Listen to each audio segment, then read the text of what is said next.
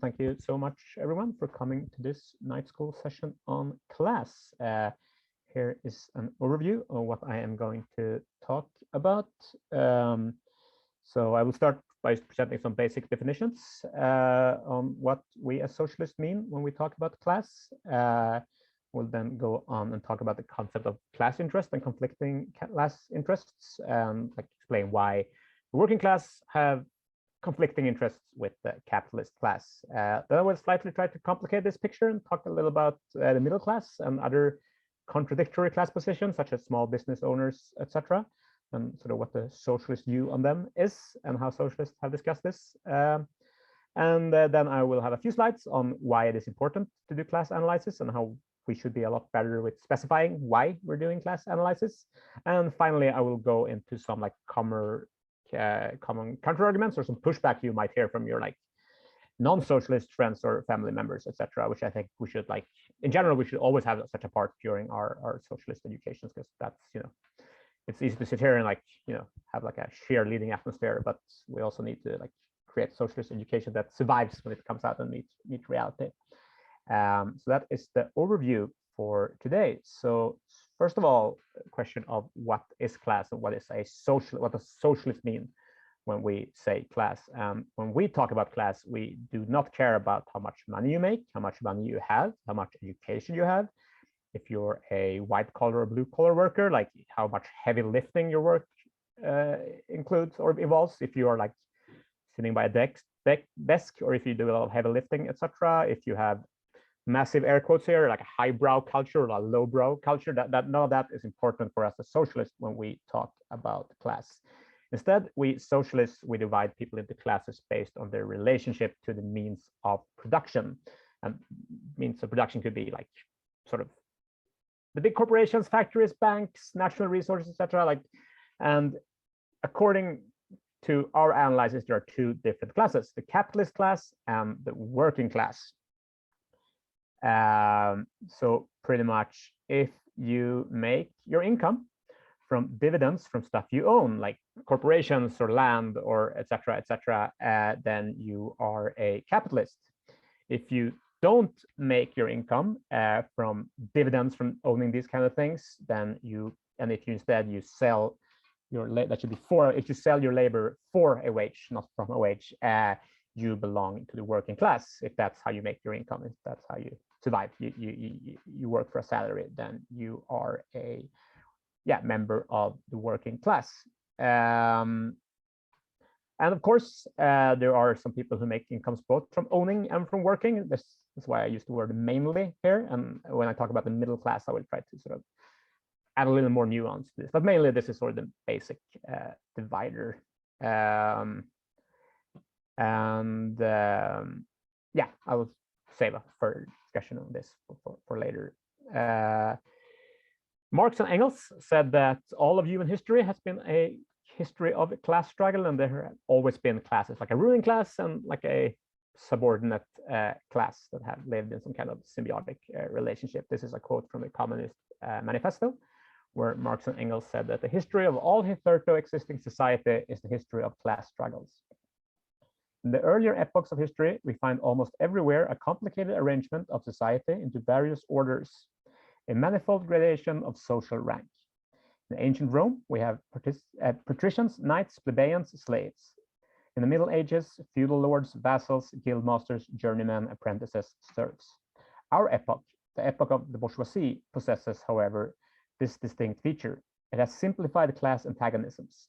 Society as a whole is more and more splitting up into two great hostile camps, into two great classes directly facing each other: bourgeoisie and proletariat. And bourgeoisie is what Marx called the capitalist class. He actually didn't use the term capitalists, that sort of came later. I have slightly abbreviated this quote also, but that's the main point. So there have always been classes, but class society has looked somewhat different, and the relationship and sort of the thing that upheld the relationship between the classes have looked somewhat different throughout history. So in the most primitive form, we have slaves and slave owners. Here, power or the class society is pretty much just held up by the brute use of force. The slave owners own the slaves, they own the tools, they own the land, they own everything. They even own the people working for them. So this whole system is just, yeah, withheld by use or threat of brutal primitive force.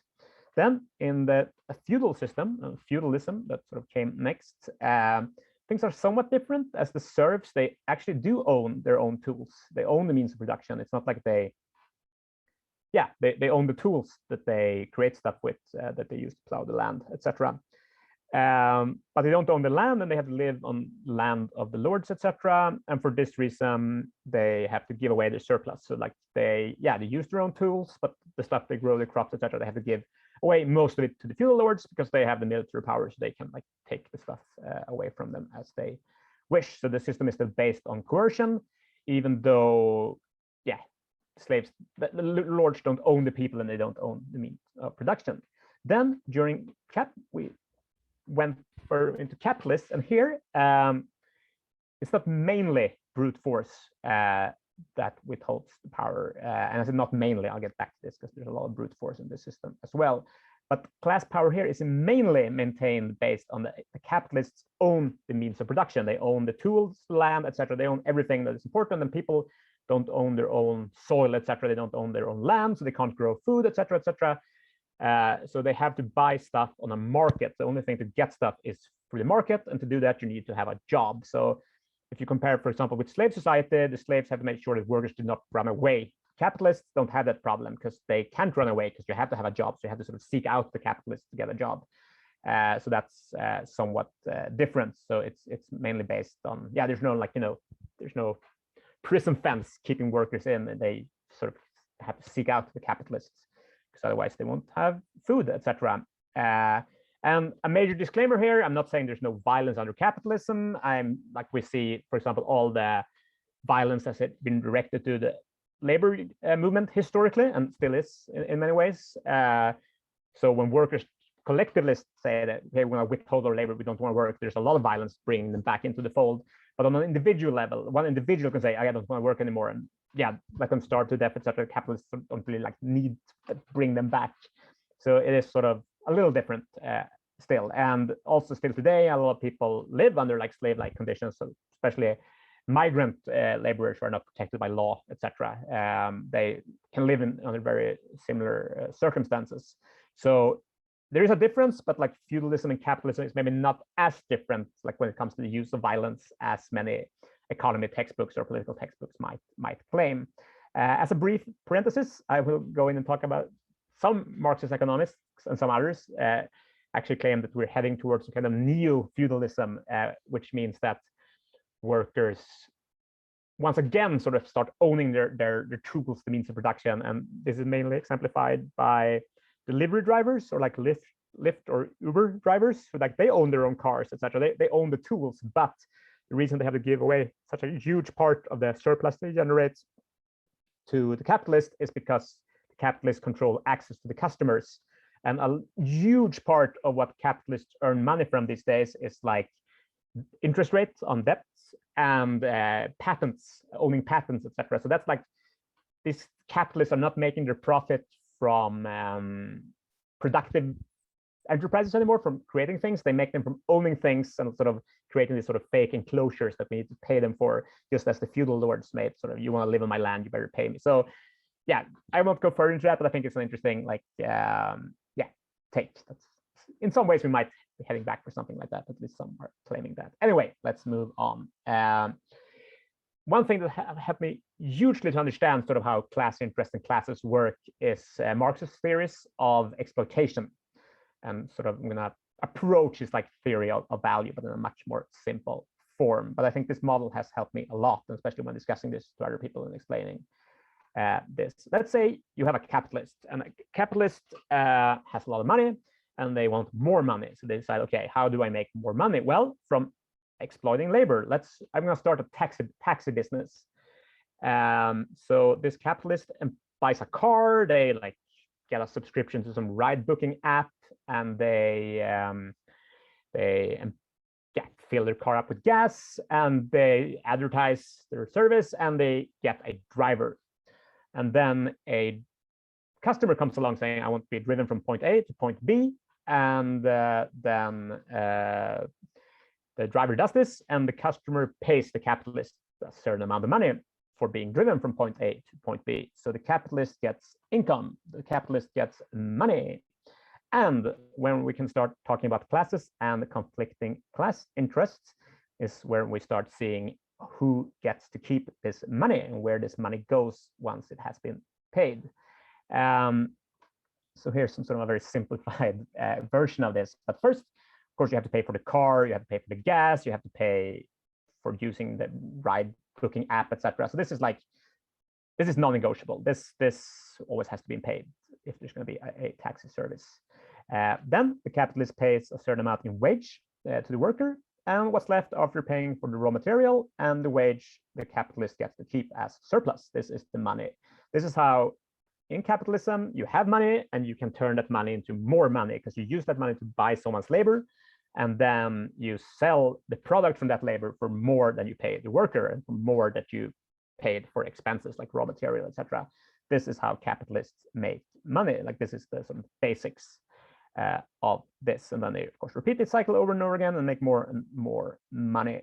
And as workers, they don't have enough money to do this themselves, so that their only way to make money is to work for a wage, even though it's a very like unfair division of this money. That's they have no choice because they can't start their own business because they don't have the money for this. And I think this also nice to show, like even if you are like a tech worker or like some kind of you belong to the upper segments of the working class, you have a like nice stable middle class well-paid job, still you have a conflict of interest with your employer because you are still only paid much less for your labor than your employer gets out from this labor. So you still have this sort of conflicting class interest considering how large this piece of the pie should be. And Marx called this is I think an important term, the degree of exploitation. So the ratio between how much you get to keep for your labor and how much your boss gets to keep. If you divide what your boss gets to keep with what you make, that is the degree of exploitation. That's sort of how exploited you are. And I don't think it's super interesting to determine this on an individual level because there's so many other things that goes into capitalists making profits. For like a taxi company, there has to be roads, for example. There has to be some basic research coming up with like new way of driving and like navigating and GPSs, et cetera, et cetera. And of course, this worker doesn't just show up from nowhere. He has to go to school, child rearing, et cetera, et cetera. So there's like a lot of things that goes into this. So I don't think it's so interesting to talk about this on an individual level, but much more interesting to talk on like on a societal level. How much is sort of the capitalist class giving back to the working class or to society in general, as compared to how much they're taking away and keeping. And this definitely also, you have social reproduction, raising new workers, schools and childcare, et cetera, household work, like all these things that it takes to like have a ready-made worker to sort of come and do their job. And capitalists don't pay a cent for this because that's not in their interest. So like the exploitation of society in general is of course much bigger, and all the basic research that society pays for, and then when it becomes a product they can sell, they do that. So there's like this exploitation goes much beyond like the individual worker. And one other thing here is that they pay a wage, but they also pay some taxes.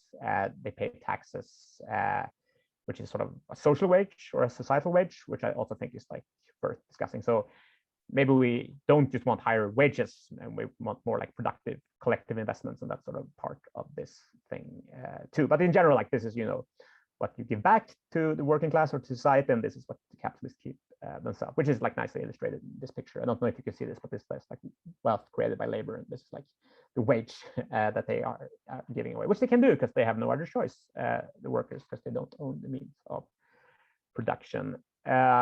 Some like eco-socialists or eco-Marxists have tried to update this also to talk about how capitalists exploit nature or the environment, saying that the ratio between how much their production destroy, how much is destroyed from like getting these raw materials, as compared to how much the capitalists give back to try to repair some of this destruction, which is most often nothing at all. But like, so just as capitalists exploit the worker, you might also say that they exploit the environment, etc. Excuse me.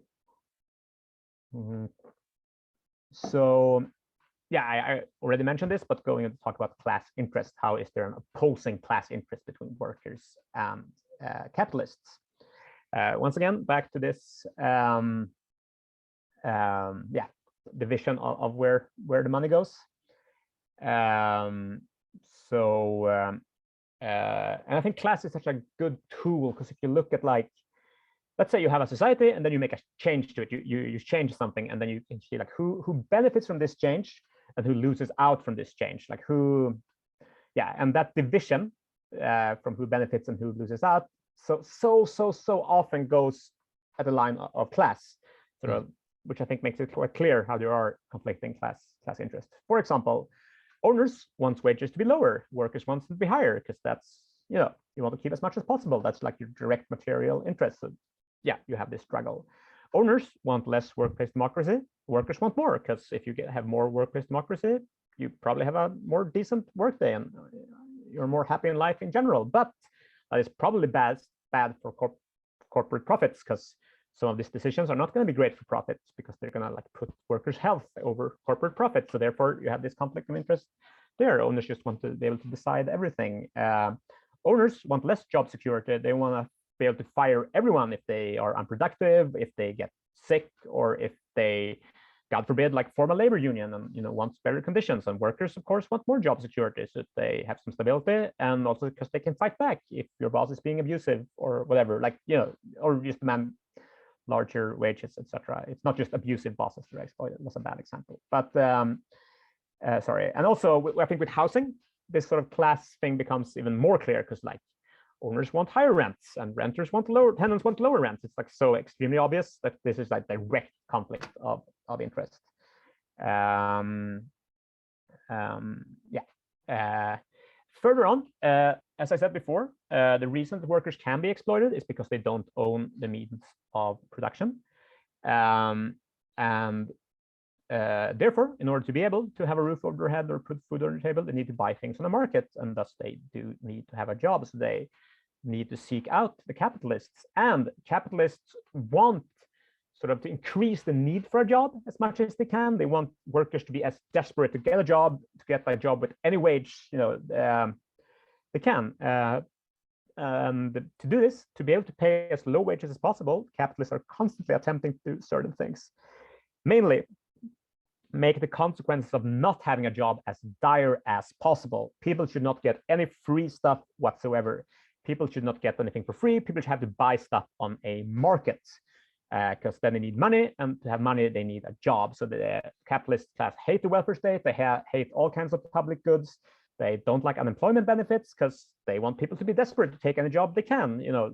Anything that puts them in a better bargaining position is bad for capitalists, but really, really good for workers. Further on, they want to increase the labor pool. They want to have a big surplus of workers, so that different workers have to compete with each other for who can do the wage to lowest wage possible. And different countries compete with each other, who has the cheapest labor, who has the most easily disciplined labor force, etc., who has the worst regulations on, like, climate regulations, where can you pollute the most, etc. So different countries and people are pitted against each other to compete for who can sort of provide the best terms and conditions for capitalists. And they also want to make sure there is a structural unemployment. Capitalists love unemployment because, of course, if there are if there are a million people without a job, of course, someone is going to, that's going to put a downward pressure on all salaries, also for people who have a job. And I'm going to come back to this soon. So everyone loses out, all workers loses out from there being high structural unemployment. And I think this is also like all the sort of thinkers, all the right-wing thinkers, all the right-wing economists, they love this. Like Milton Friedman, one of the most famous neoliberal economists, said, like, yes, we need a high structural unemployment. But if you hear right-wing politicians, of course, they will never say this, like lower the wages and create jobs. They would never confess this, but in all their textbooks, etc., that is like, yes, we need unemployment. So it's interesting how they're economists are saying one thing, but the politicians could of course never say that. They love unemployment. They need a large structural unemployment. And if you read their economists, they will say that right away. One really adorable and nice example of class conflicts come from the Marxist sociologist Eric Olin Wright, who was actually president of the American Socialist Association for a long time. And he has this example from a comic book from the late 40s called Little Abner, where these capitalists, they travel around the country looking for a place where people are as poor as possible, because that is where they want to start their factory. So they travel around and they find a place called Dog Patch, where they say it's the most, there's more undernourished people in Dog Patch than any place, and they like perfect. Like they, those are the kind that I like to deal with. They're so grateful, bless them. So that's like the perfect spot to move their factory. And that's the only place, where they can like push a 16-hour workday on people. Unfortunately for these capitalists, unfortunately for the workers here, this magical creature called the shmoos show up, and these shmoos, they produce food to like they produce an endless supply of food for free in some magical way. And the capitalists coming to this town realized that, oh, they have all the food they can have. So this workers say like, we're we don't have to work for you. We can have food for free. Like so we don't want, like a week ago we would have been super grateful to work 16-hour shifts for nothing, but now we get food for free. So screw you, go home. We have the food we need. And these capitalists, they of course they don't like this at all. So they like, okay, let's get out of here and like let's make sure that news of the shmoo doesn't spread. And then the driver said like, no, sorry, I'm not even driving you home because I have the shmoo. I have all the food I want, so you don't need to take this bullshit anymore. So that's sort of more public goods, etc. Makes the working class less desperate, and they are much more difficult to exploit. And I think this is a really nice example, because these capitalists, when they go on this mission to try to destroy the shmoo so that no one had them, because the shmoo is really bad for corporate profits. And I think Erik Olin Wright has such a fun point here, saying that if this would happen to you, if there would be a shmoo that produces an endless supply of free food, would that make your life better or worse? And if that would make your life better, you're part of the working class. If it would make your life worse, then you probably make your living out of exploiting labor or making labor as exploitable as possible, and then you are probably a capitalist. This comic book was also surprisingly feminist for its time. Here's an example. This woman, she lives in the same poor area, so she has no money for dinner, so she has to go and have dinner with one of these capitalists because he's buying.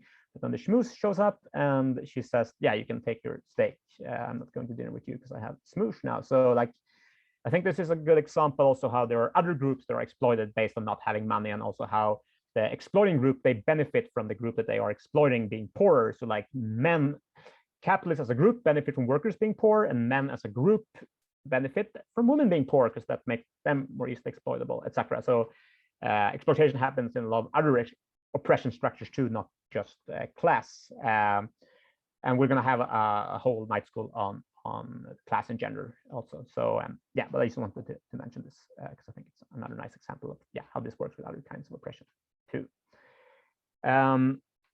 So the working class has a common class interest, as I mentioned. We have this sort of conflict with capitalists. When they get richer, we get poorer. When workers get richer, become richer, capitalists get poorer. So there's the struggle for like what to do with the surplus of society. And I said like this, we all agree that this has to be paid, like the means of production has to be maintained. But beyond that, it's just like a struggle for who gets to keep the rest and who gets to keep most of the rest. That's just a question of our power and how strong we are.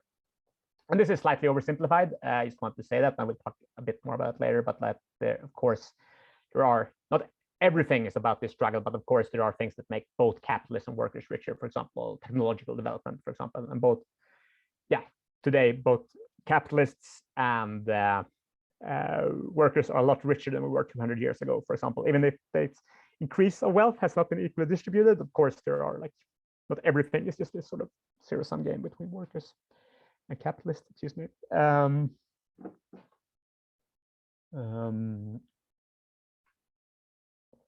once again, even if there are some, people in the working class, we vary a lot in how much education we have or how much books we read or whatever, like how much money or how much education or whatever. But there's no like conflict of interests.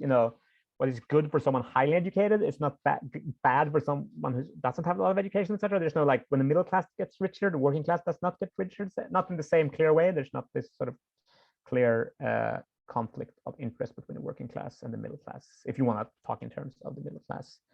And importantly, we are better off if we stick together compared to if we don't. Capitalists try to make us compete with each other for who can do a like this sort of this auction, this race to the bottom. We have like a bidding war, who can do a certain job for the lowest salary.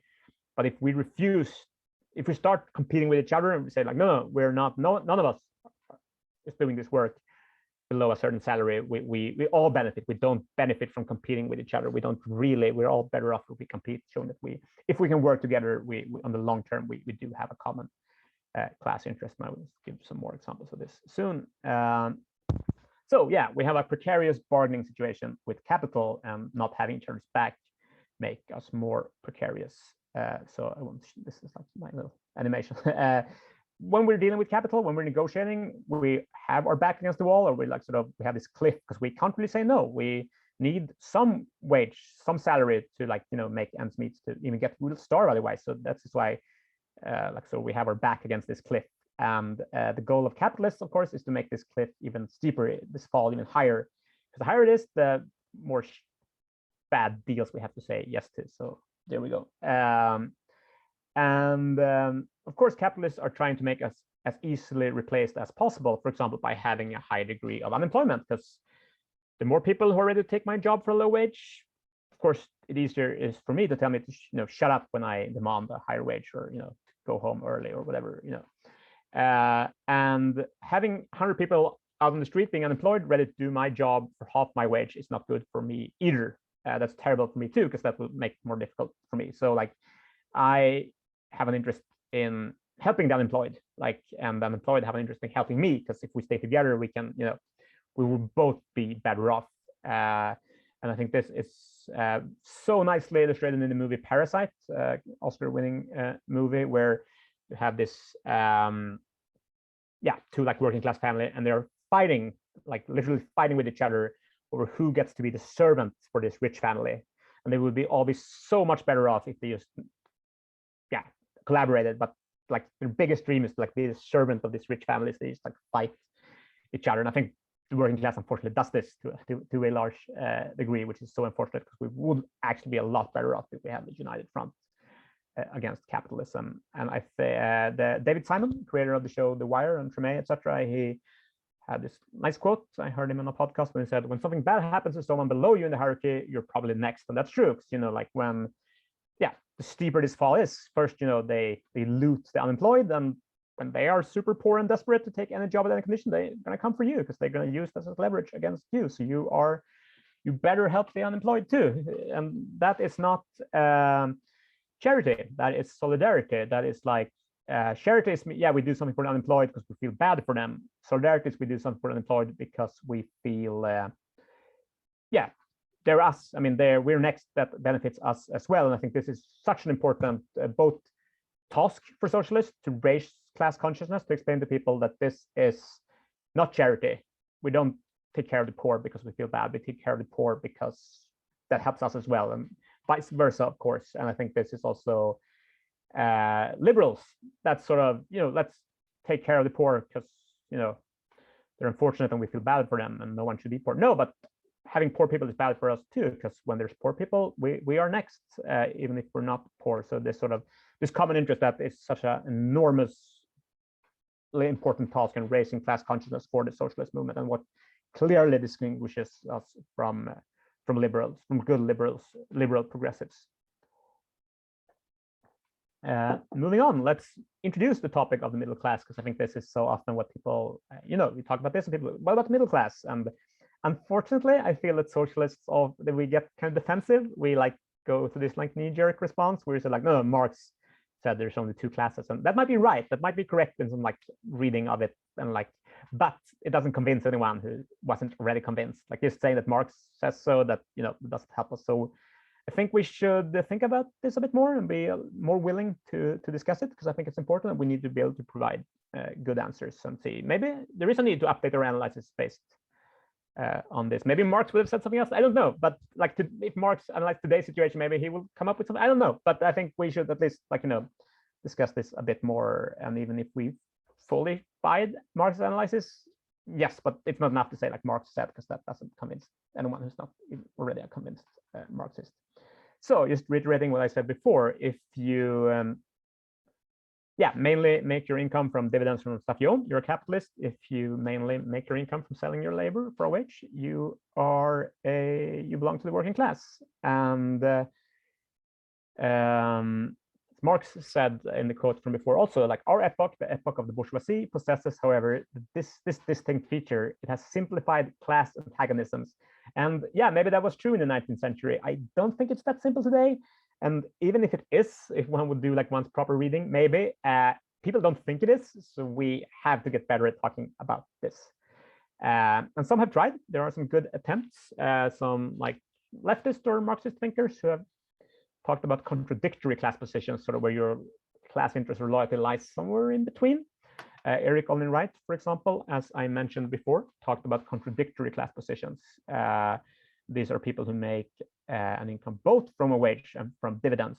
For example, people with really high wages that have allowed them to invest a lot of money in stocks or property, etc. And they make some of their, they make maybe a similar amount each month from like payoffs from their stocks or housing or whatever, and also for a wage. So where do those exist, and what do we do with those? Where do we play those? In one way, it's terrible for them if wages go down. In one way, that if corporate profits goes up, their stocks soar. So like, where to place those? And Olin Wright divided these groups into people who get a skill rent, meaning they have skills like engineers or accountants, lawyers, or like programmer, people who are like skills that there is a shortage of. So there is actually some kind of bidding war for their services among capitalists, which means they have a lot of say. They can get pretty good conditions and get pretty high salaries, and capitalists sort of have to pay them a lot because there's a shortage of their skills. And Marx, for example, said that capitalists are we have like skilled labor is disappearing because capitalists are making sure that tasks become easier and easier. And I don't think that's true. Like, I think there is some, there's a lot of difficult tasks, but tasks where this is not the way, in any way of saying that, just unskilled labor, because I don't like the term. Like most university professors I work with would instead a day working at McDonald's, for example. I am serious, like not a day. So I think that's important, but like there's a higher shortage and it's more difficult to replace people. So that is called a skill rent. Then there's a loyalty rent, which he defines as people who their job is to monitoring labor workers, like they do work for a wage, for a salary, but they're bosses and their job is to make sure that workers work as hard as possible, workers lower down in the hierarchy.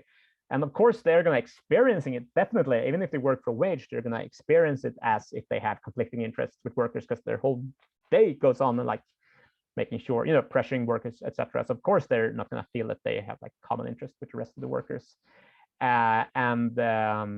Olin Wright expressed this as they have to sort of make sure that they have this loyalty, that they will be loyal to the capitalist bosses instead of the workers. So they sort of pay them extra. They pay them a loyalty rent. I think that's an interesting term. Later on, Barbara and John Ehrenreich, this was actually before Ehrenreich. Never mind.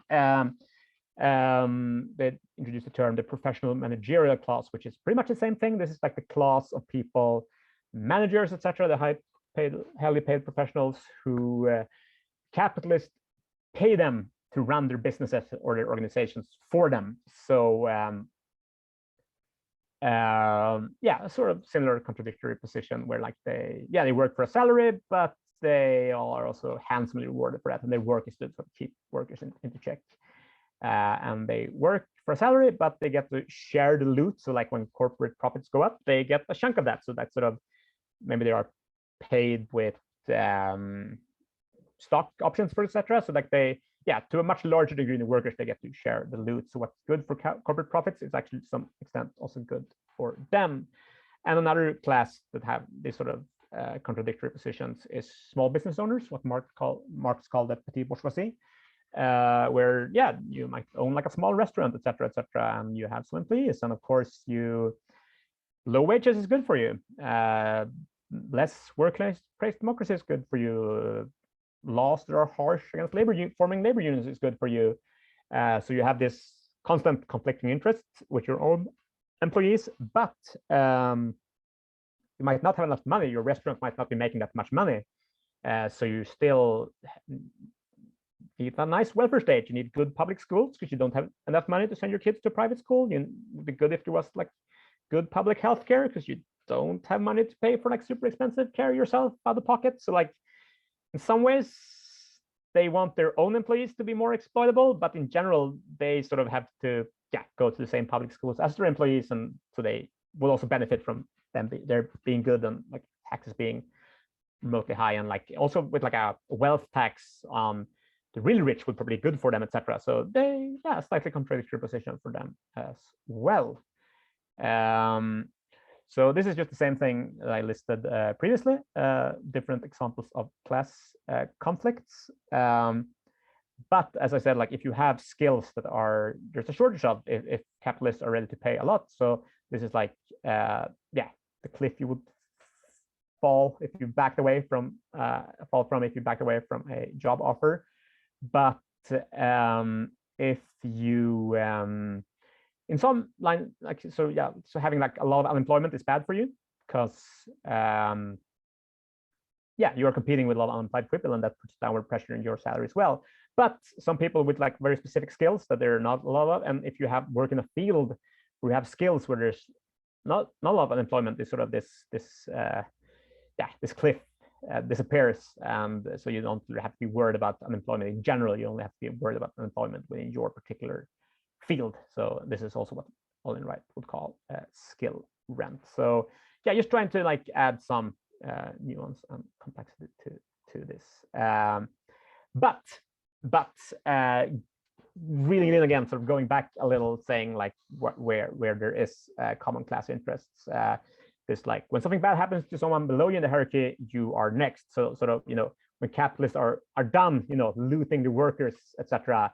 Who's next? Probably these sort of highly skilled workers. Capitalists don't want to pay programmers a lot of money. They do that because there's a shortage, and capitalists are working hard to increase the labor pool. They are funding programs for programming and looking for cheap programmers all over the world, etc., etc. They're not going to like pay programmers good money because they want to or because they feel like it. They are doing everything they can. So like, maybe when they're done with the Uber drivers, they're going to come for the Uber programmers, and I think they are, because that's just capitalist logic. So probably the middle class is next, even though it might be different to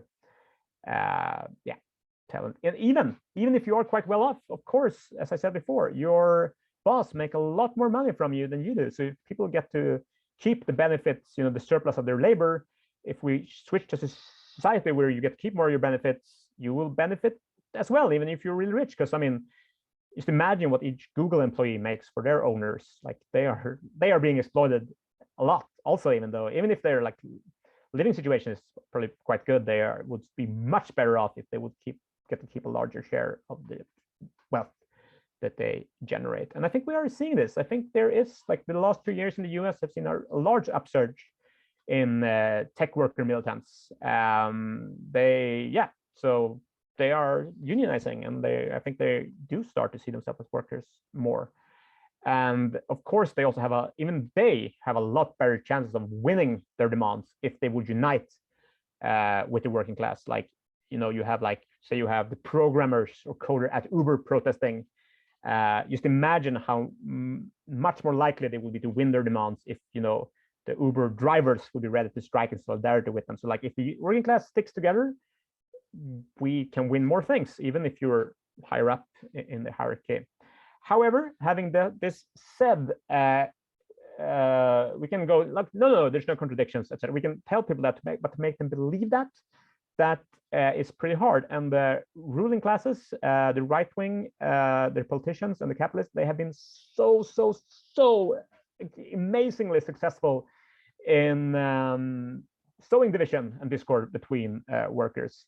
I think Margaret Thatcher is a classic of the neoliberal leader of the UK in the 80s.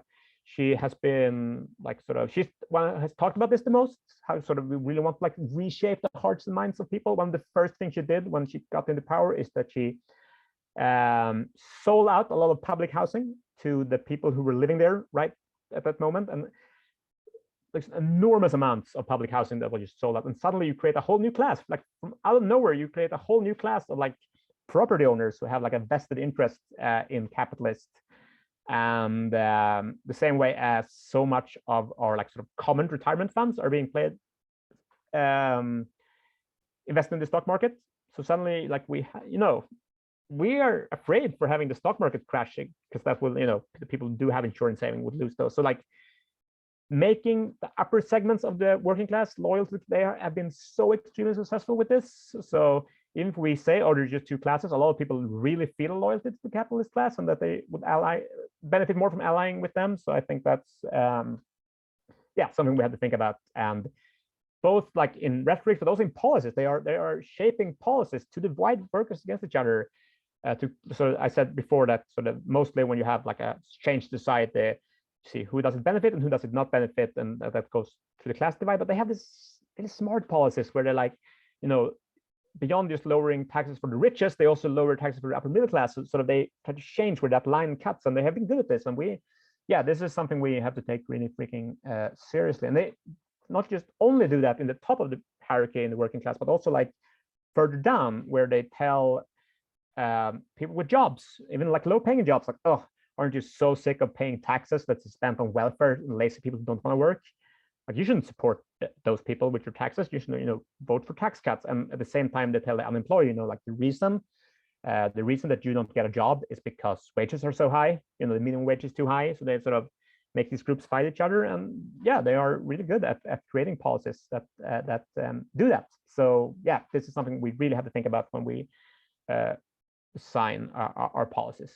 And I just want to mention this, the slogan of the Occupy Wall Street movement, saying we are the 99%, saying, and this sort of implies that 99% is the working class and 1% is the capitalist class. And I don't know myself, like obviously, but like where does this divide go? I don't think it's 99. I think there's a pretty large chunk in the like upper segments that see themselves and probably do have common interest with the capitalist class. And are we the 90%, the 80%? I don't think it's lower than that personally, but I would love to hear what you think. But yeah, this is something like sort of thinking about class analysis that I think we should think about a lot, at least. So just a few slides about why class analysis is good, and also reiterating some things I've said before. I once heard someone say that talking about class or talking about what class you belong to or trying to define that is a great excuse for talking about yourself, your habits, and how many books your parents had in your house when you were growing up, without appearing egocentric. But beyond that, let's take a look for like why class analysis is useful beyond that. So I think it's important to think about what are we trying to do with our class analysis? Are we trying to describe society, or are we trying to change society? Because I think class analysis is probably done quite differently depending on which of these two we are trying to do. And I think this is important. So should we update our class analysis and incorporate some kind of middle class, which I'm not sure if we should do, but at least we should think about it. And I'm not, as I said, I'm not sure what the right answer is. But I think we should at least think about why we're doing class analysis, especially in this like weird Twitter times, where Twitter beefs and Twitter drama, where we accuse each other of having poor class analysis. And I think some of those misunderstandings is based on like, what are we trying to do? Are we trying to like, of course, it's, if we're doing Marxist class analysis and we talk about middle class, yes, we're doing it wrong, but are we trying to figure out which groups we can align with each other? Then, so I just like, why are we doing this? In the words of the former leader of the Swedish Left Party, C.H. Hermansson, who said that a class analysis can never be right or wrong, just more or less useful. And I think that is a quote that, I like that quote a lot, because I think like just asking yourself, why are we doing this? And I think mainly to determine who we can get on our side, what alliances can we build, how would we design policies, sort of groups the 99% together against the 1%, etc. And which groups, which segments can we win over? How are we gonna explain this, and like how are we going to design our policies? Are we demanding tax raises for like the 60 richest percent or for the 1 richest percent, etc. Like where are we putting that, and where? Yeah, so I think that's important to think about. Like, are we pitting everyone against the big developers, like when it comes to housing, or are we pitting renters against all owners? Like, where do we? And the right is great at saying like all renters, all owners like benefit from the same thing, but like a one unit owner might not at all have the same class interest as like big developers. So like, yeah, where do we draw that line? I think that's and it's not easy at all. I don't have a solution, but I think we should like at least be open to that. And finally, I think it's important to think what it means being a class versus acting as a class. And it's important. So like class struggle gets good. Acting as a class, doing like the thing that hurts capital is if we do the thing they fear the most, the thing they need from us. They need our labor. If we withhold our labor, if we go on strike, etc., that hurts them. And so like acting as a class, stop participating as the working class. That is what sort of makes us get things from capitalists. So yeah, that's important. Like, yeah, class action gets the goods, and acting as a class it gets the goods. And finally, I'm just going to talk about some common pushbacks that I experienced. As I said, I think we should always have a part on this when we do political education, because yeah, I think this is important. I think also it helps to clarify our socialist analysis if we contrast and compare it with other ways of looking at this. I'm just going to briefly take up some examples of like sort of what kind of critique we might be facing from like different points of view. And I would love to hear your views on this later, because I think I learned so much hearing like from different kinds of pushback and what you think people would say. And this, yeah, just like how we communicate our politics is really important, and like what we say to different groups. And like I don't think we're gonna like convince capitalists about the merits of socialism, but I think we can convince a lot of people. So we have to, we have to grow, and we have to win people over, and all our friends and family needs to join us. So yeah, we have to think a lot about these things. So what would a conservative say about this? And what would they say about this injustice, or this like unfair division of the surplus value created? I think they would say that there are no classes, that people are just paid on the market and they get their market value, and like selling your labor is no different from selling other goods. Like if I sell my old record collection or my stereo or whatever, like that's the same thing as selling my labor. Like I'm not exploited. Like I'm free to say no if I get a good deal, and like politics shouldn't intervene in the market. So this is just a market just like any other, and there are more or less successful people, but there are no distinct classes. There's no class interest. On the contrary, I would say they would claim there is no zero. The economy is not a zero-sum game. So workers and bosses sort of have the same interests, because we need to reward risk taking. We need to reward people to start corporations. If this entire thing was black, so that everything went to wages, no one would start a company whatsoever. So like it is in the workers' interest to have like as low wage as possible, almost, so that more people are rewarded to start corporations. Sort of if workers demand too much, the engines of the economy would die, and no one would do anything, and there would be no jobs whatsoever. So it's sort of, if you keep a job, workers have to have a low salary as possible. So and this is so paradoxical, saying like, yeah, if you want a higher wage, you should have a lower wage. Like that is what, like, yeah, like demand a lower wage, and eventually workers, bosses will get more money, or capitalists will get more money, and your wage will be higher. So it's kind of strange, but I think this is what they would say. There's no conflict of interest. Instead, they would say the real struggle, the real class struggle in society is between the deserving and the non-deserving. You have the people who want to work hard, regardless if they, are a cashier or if they're Jeff Bezos, and then you have the lazy people, the welfare recipients, the people who don't want to work. And that's where the real struggle are. And the important thing is to sort of make sure that the people who do want to work hard don't have to give away money to the lazy. That's the real struggle. That's yeah. And they will also say that, yeah, no, you can make a class journey. You can become a capitalist. If you work hard, you'll become a capitalist, but it's sort of, just let the market play that out. It's not up to the government to help people to make this journey. Just like sort of, yeah, just let them fight it out, and we'll see who has what it takes to succeed. And that's sort of in the best interest for everyone. And they will also lift in the consumer perspective, saying that, sure, like wages can go up, but then the price of products will also go up. So sort of, yes, they will hurt the individual worker as a worker, but they will hurt them as a consumer.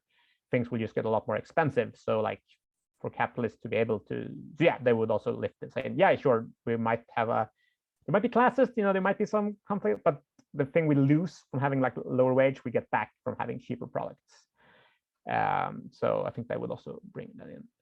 A liberal would say that, yeah, there are a lot of injustices. That is really unfortunate. And we feel really sorry for poor people. It's not really classes though. It's just like more or less successful people, just as a conservative take. But the difference is like, well, conservative, this is great because this like motivates people to work hard. The liberals like, oh, this is so unfortunate. Like it's so, yeah, like we should do something to help the people who are worse off in our society. And yes, capitalists are taking advantage of the system, of the workers, but just some capitalists, just the greedy, evil capitalists, they're corrupt. They're selfish. Like if we can just like weed out the corrupt capitalists, things will be fine. So the system is not the problem. It's the corrupt or the greed, as if the whole system is not based on rewarding greed. And they would say, yes, there are poor people, but the reason that people are poor is not because they're not at the expense of rich people. Sorry, this is poorly formulated, but like the rich are not rich at the expense of poor people. This should say like that is different. Like there's not this like conflict of interests. So yeah, sure, people are different well off, and it's so unfortunate that people are poor, but they are not poor because the rich are rich. That's not related. And it is possible to become a capitalist, and we should do what we can to help it. We should fight like better education, etc., to let more people become capitalists and like climb in the system if you work hard, etc. So, but they're not really want to change the system of capitalists and workers. They don't want to abolish the capitalist class. They just want to make it easier to sort of, if you work hard, transfer between being a worker and being a capitalist. A social democrat would say that yes, there are classes, there are conflicting class interests. Workers and capitalists are competing for who gets to keep most of this surplus. But with the right policy tweaks, with the right like laws and regulations, etc., we can make sure that we all work together. We can like find the perfect limit here. We can like maybe here or here, like who knows? Like we can find like the perfect like size of the workers' piece of the pie and the perfect size of the capitalist piece of the pie, and we can find this like perfect level where the pie grows the most. We can like, yes, the worker, like we shouldn't have poverty, we shouldn't have bad things like that, but you should also be rewarded for starting a business. So we should like find just the perfect line that makes the pie grow as much as possible. And if we find that line, then there is no conflict of interest anymore, because then we both benefit and we grow together. The problem with this theory is that it completely lacks a theory of power. Like why, like if the line is here, why would capitalists agree to that? Like why would they, without like building militant labor unions and like fighting for a larger part? Like why? Like it's not like capitalists are gonna like, oh, that's great, we're gonna accept this. So like without like saying like, yeah, we have a policy for that, we have a plan for that, sure, but without pressure of like a very lively and vibrant socialist and labor movement, why would capitalists agree to anything? And this is also a bit paradoxical. There's a German sociologist called Klaus Offe who talked about the paradox of the welfare state, saying, yes, let's keep capitalism, but let's tax them very hard so we can have a nice welfare state. So like the welfare state should be financed on gains from capitalism. So so it's like, yeah, we need successful corporations, but to have that, taxes have to be low. But if taxes are low, we're not getting any tax revenue anyway. So like we have to, if we tax them too high, there's no, so that it's like impossible, because yeah, this is like a conflict of class interest that is like unresolvable. And also that's saying like, yeah, if capitalists couldn't make a lot of money, no one would start a business anyway. Like that to them sounds like a good argument against socialism, but I am like, to me, yes, that's true, but that shows why we need to take like democratic control of investments. If no one wants to invest, if wages are high, then like yeah, then maybe have another system where yeah, like what's good for the workers doesn't like tank the whole economy overnight and grind it to a halt. So yeah, I like saying like we have to be nice to capitalists so they tank the whole system is not the good pro-capitalist argument, at least to me, that it sounds like. Okay, final slide. Like I call this a third world Marxist, which sort of the basic idea here was that sort of the work, like all the wealth, also of the working class in the West. I'm using that. Yeah, I know these terms are problematic, but I'm using it now. Like everyone in the West have a conflicting interest with people in the global South, and like on a global level, everyone in the West is sort of upper class because yeah, our wealth is based so much on exploitation of the global South, and yeah, so like we all benefit from that exploitation. I think this is difficult. I don't know exact right way of replying to this, and of course you can't think of class within just one nation, etc. And like solidarity, global solidarity is super important, etc. But I think one small, at least, but important point here is saying that like when corporations move to global South and put their factories there, like the gains from that, the gains from like wages going down, that's not really mean cheaper products. It just means like higher gains for capitalists. It's not like sure, maybe slightly cheaper, but most of that like sort of, so it's not like this sort of consumer perspective. It's not like, you know, if wages become much cheaper somewhere, it's not like suddenly everything becomes much cheaper. That change is just pocketed by the capitalist. That's not a full answer to this, but that's just one thing at least I think it's important that like, are we, yeah, how much is the working class here benefiting from exploitation of the global South, and how much is the capitalist benefiting? That was my final slide. Thank you so much for listening, and I would love to hear your opinions.